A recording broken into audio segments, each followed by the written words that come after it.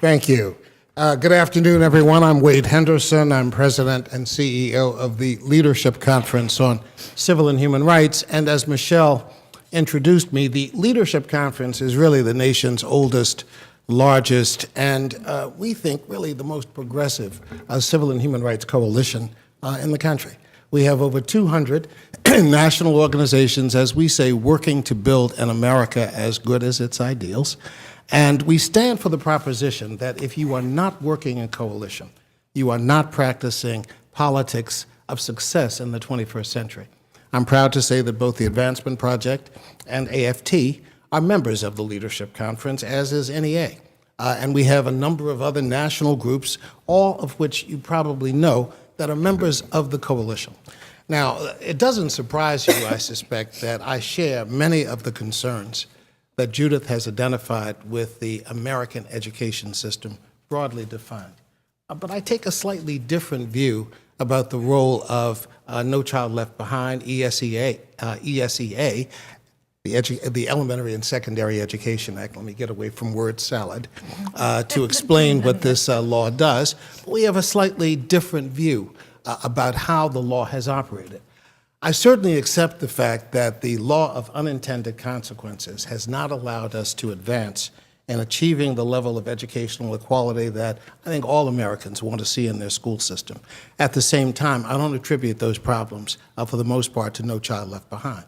I attribute them largely to a system that has worked to the disadvantage of Americans of color throughout the inception of our country. So I want to take a minute to step back, put ESEA in a broader context, and then try to address what I think are some of the remedies for the problems that Judith and I suspect Randy will identify in her remarks.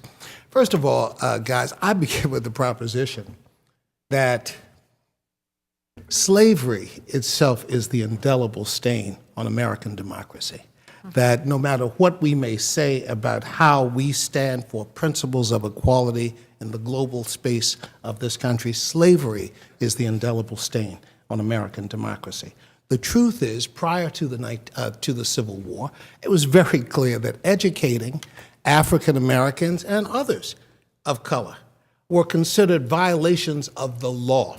And it is not a surprise that African Americans, both before the Civil War and after, saw education and achieving the right to vote as the twin principles most important to advancing equality in American life. That's not a surprise. Obviously, the passage of the wartime amendments, 13th, 14th, and 15th Amendments, helped to set the stage for long-standing changes that were needed in American life. But let's not kid ourselves. What we now accept as a sort of the response of the federal government to addressing fundamental problems of inequality are of recent vintage. They are not of long-standing systemic change, and the problems that they are attempting to rectify are relatively unaddressed in a serious sense. You know, just to make a point, a colleague of Judith's and mine, Brian Stevenson with the Equal Justice Initiative, just issued a report that documented over 4,000 lynchings that took place in the United States between 1870 and 1950. Surely what happened during that period of ultra-legal activity had a great influence on today's criminal justice system and the inherent inequality that exists in the way African Americans encounter that system. So let's just recognize that there is an historic linkage between contemporary problems and some of the problems that historically have not been fully addressed. You know, people are talking about the upcoming anniversary of Selma. It's just a matter of a couple of weeks. Talking about the power of the film Selma with the wonderful director DuVernay, who has really done an outstanding job with that film. You know, this is, this year, the centennial anniversary of Birth of a Nation, that D.W. Griffith twisted masterpiece that elevated for American imagery the notion of malevolent darkies and pristine white women.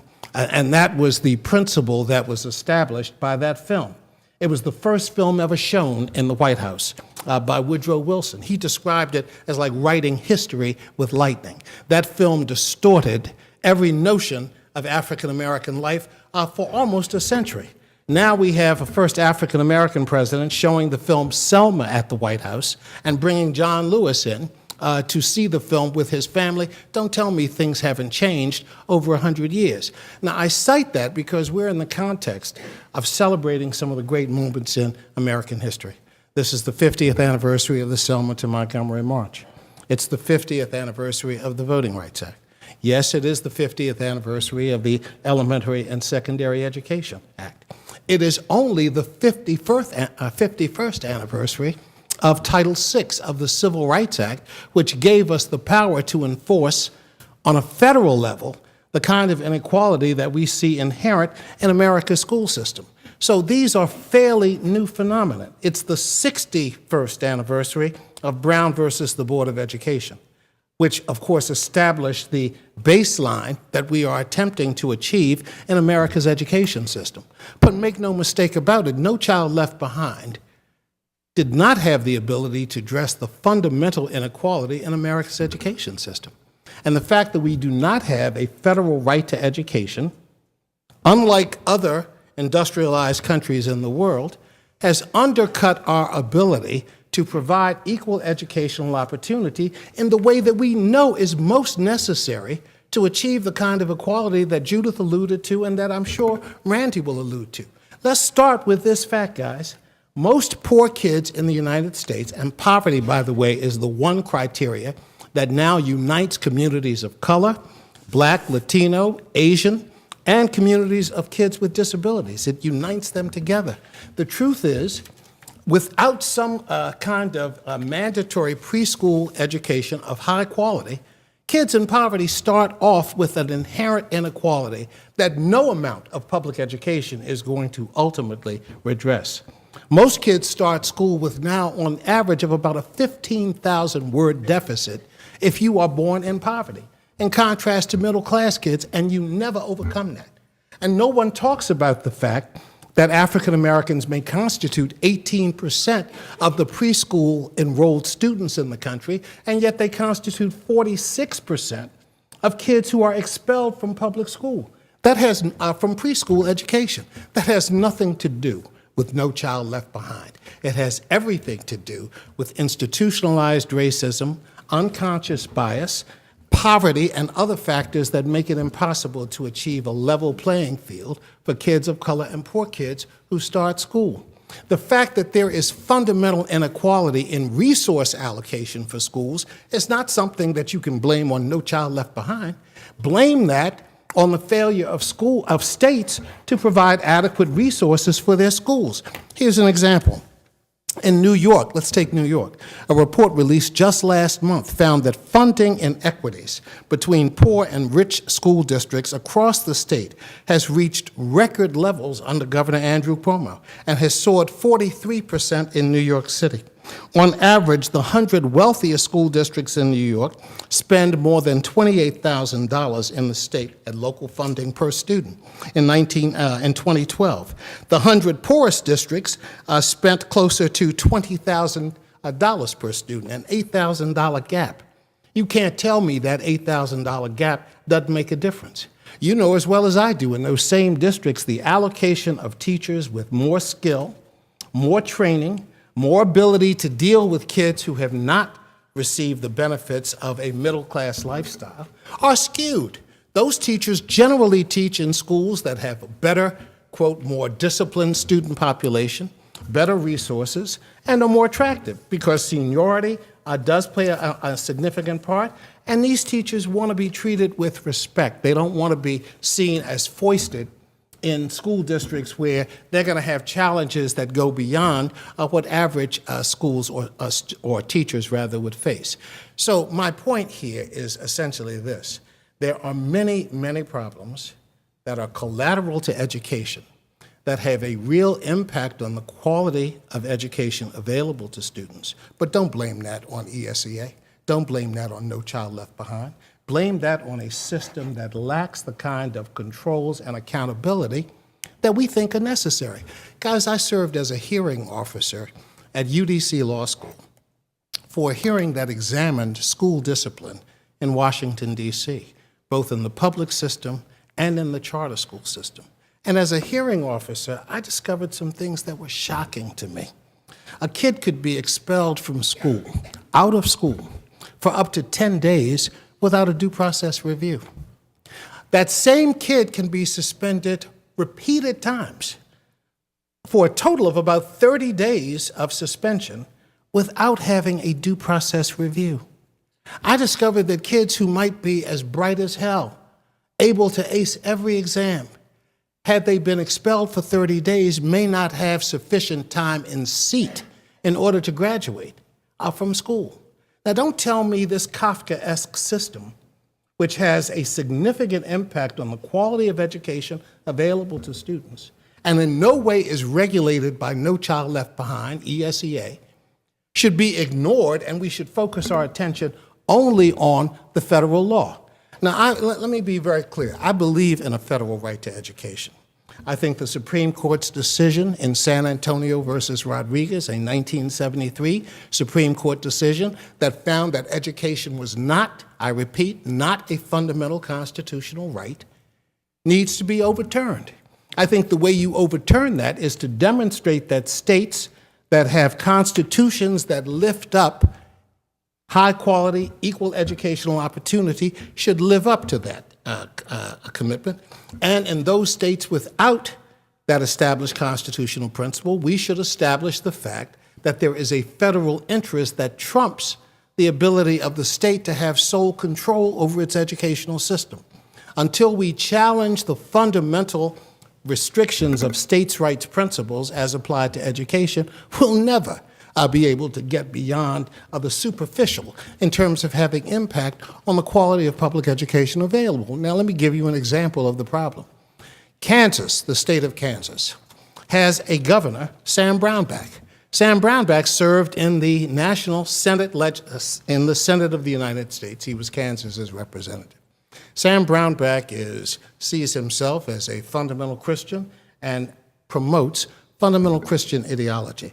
And I say that with great respect. It was Sam Brownback who took to the Senate floor with former Iowa Democratic Senator Tom Harkin and issued an apology for slavery on behalf of the United States Senate just before Brownback left to become governor of Kansas.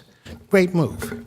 He gets to Kansas and decides to experiment with the tax base and slashes and burns tax revenue coming into the state to promote what he considered investments by a wealthier class that would grow the economy. Of course, it proved to be an abysmal failure. Those advocates in the state who wanted to challenge the denial of resources for fundamental education used the Kansas State Constitution and succeeded in finding Kansas's funding formula unconstitutional. Brownback then invests a certain amount of money into the school system to respond to that decision, but then turns out to be in excess of $300 million short of what is necessary to achieve some level of equality in the state, in the education system. Don't blame that on No Child Left Behind. Blame that on a host of collateral factors that have no real relationship to No Child Left Behind, but for which we're being blamed. Now, let me just state the following. Guys, I believe that education, quality education, is the key to opportunity in American life. As a civil rights lawyer, I have long since established a principle that if a kid is not educated, you can't possibly hope to change the political status quo that exists in this country. So I believe in the power and importance of public education. I think that states' rights control over the education system serves as a barrier to effective engagement of establishing the minimum necessary to provide every kid, regardless of his or her zip code, with a quality education. And I think that unless we decide to look at these issues in a comprehensive way, we're not going to be able to address the fundamental problems that exist. Now, under No Child Left Behind, the following changes have taken place. Between 2000 and 2013, the percentage of the nation's low-income fourth graders reaching proficiency or advanced levels in math nearly quadrupled, and the percentage without even basic math skills fell by more than 1/2. Gaps in reading achievement separating African American eighth graders from their white peers narrowed by nearly 1/4 between 1998 and 2013. The percentage of students with learning disabilities graduating with a regular high school diploma grew from 57% in 2002 to 68% in 2011. And the percentage of Latino students enrolling in college immediately after high school has increased from 49% in 2000 to 69% in 2012. Now, those stats I didn't make up. Those are the stats that have come as a result of the accountability system in the current law. I'm not saying it's perfect, and guys, we can all come up with horror stories of kids who busted their butts in school, did everything that they were asked to do, came to class every day, performed at whatever level they were expected to perform, and did well. And yet, when they graduate, they find they can't pass a basic test on competence, and it breaks my heart. Breaks my heart. I'm not interested in seeing kids tossed out of school without a high school diploma. I don't think a GED or its equivalent is the same as a high school diploma. It's not. And you have to look at options that help to provide kids, if they need it, with more time in school to get the traditional paper. But having said that, guys, I'm not prepared to turn my back on a system that has shown some improvement, when in fact there are significant other problems that affect the bottom line in terms of quality outcome that are not addressed one way or the other in the reauthorization of No Child Left Behind. So let me say, No Child Left Behind is not perfect. It's created numerous problems. Randy and I came together, for example, in one instance when a school in Rhode Island, if I'm not mistaken, as a result of No Child Left Behind, administrators in the city decided to fire the entire teaching staff and professional staff of the school. That was outrageous. That was outrageous. Where's the due process in that? How do you evaluate the performance of an individual teacher when you allow a school to engage in mass firings under the assumption that the data has suggested a turnaround is necessary? That is taking a sledgehammer to a problem that requires more finesse and subtlety, and that is not the solution to the problem. So no, I reject what I consider to be unfair, grossly unfair, blunderbuss kinds of approaches that are attempted to impose remedial action in a particular academic setting, when in fact the system overall continues to be skewed. What the hell is the good of firing teachers in a particular school when you haven't addressed the underlying inequality that results from poverty, with kids coming to school hungry, not having lunches during the summers, not able to maintain their academic achievement? So all I'm saying, guys, is this. I understand the problem. I really do. And I sympathize with those who are looking for a third way to find a broader-based level of accountability so that no one exam can be used to have a disproportionate impact on a kid's chances of success in life. But the solution is not to disavow, in my view, the accountability system that comes with a federal law. Now, let me just say one other point, then I'm done, Michelle. People have said, there are too many darn tests in schools, too many darn tests. And you hear state after state say that we are giving kids well over 100 tests by the time they enter elementary school and graduate from high school. It's outrageous.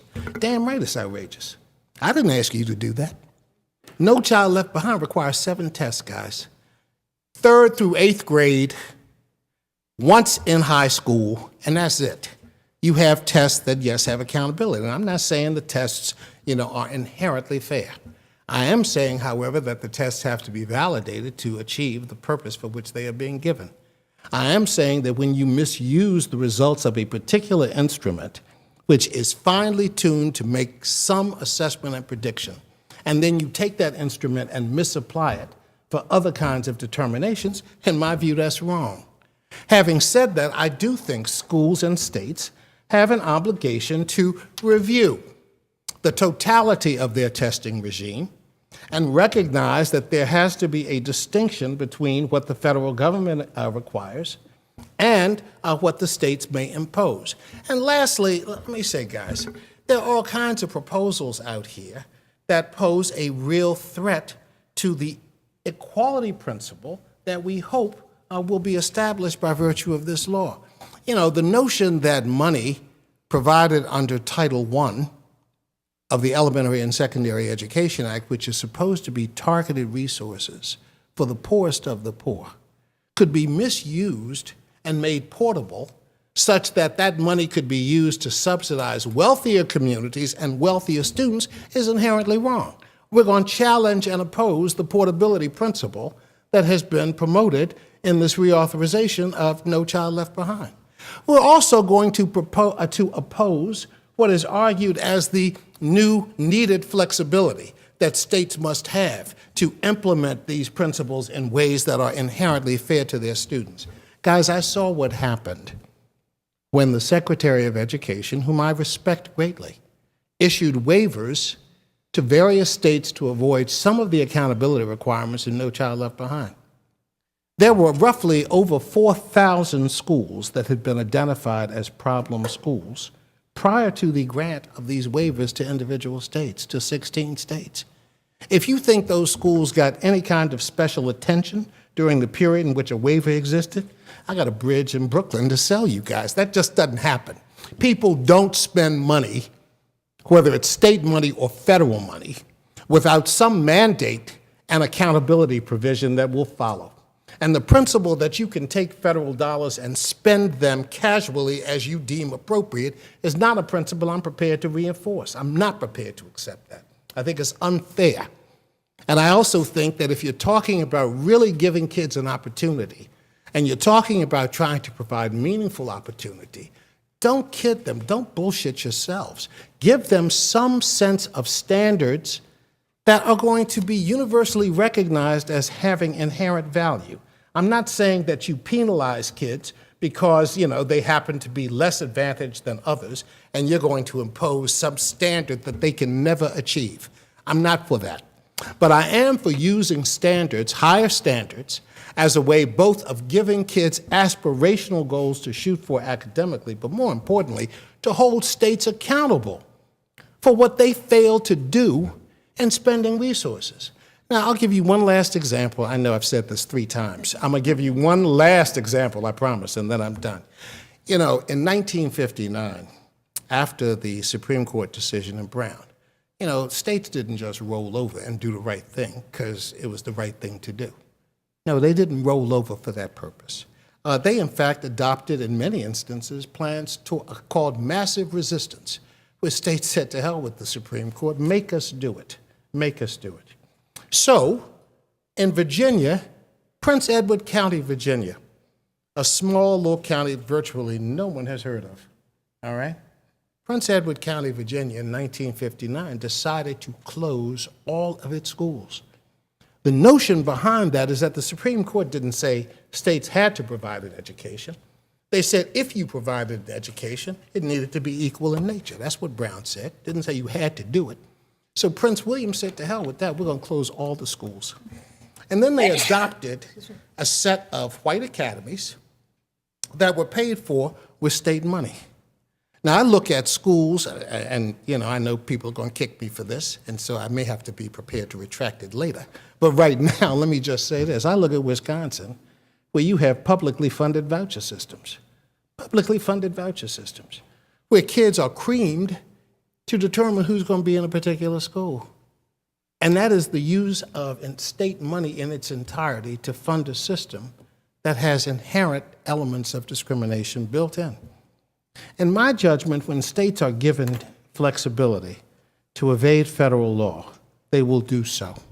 They will do so because they believe that it's in their interest to control issues, and it's not because they are trying to deny black kids an opportunity for quality education or Latino kids or kids with disabilities. They're not nearly that negative or short-sighted.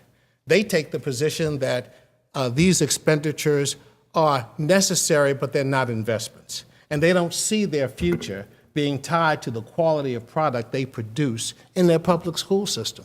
And so unless you can really get their attention and demonstrate that you will hold them accountable for the expenditure of federal funds, then you are doing nothing to advance the broader goal of equality, which I think is the necessary standard by which we measure. Last point, in your package, I know, 5th time.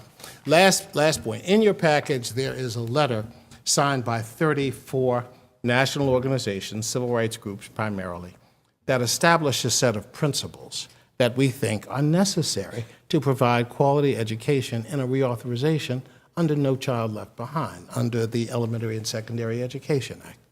No, I don't think it's a perfect set of principles, but I do feel that it helps to advance the debate in ways that I hope will produce a fair result and one that helps to move us closer to the level of equality than we currently are or than we certainly were before No Child Left Behind was adopted 13 years ago. So with that, I'll end, and thank you very much.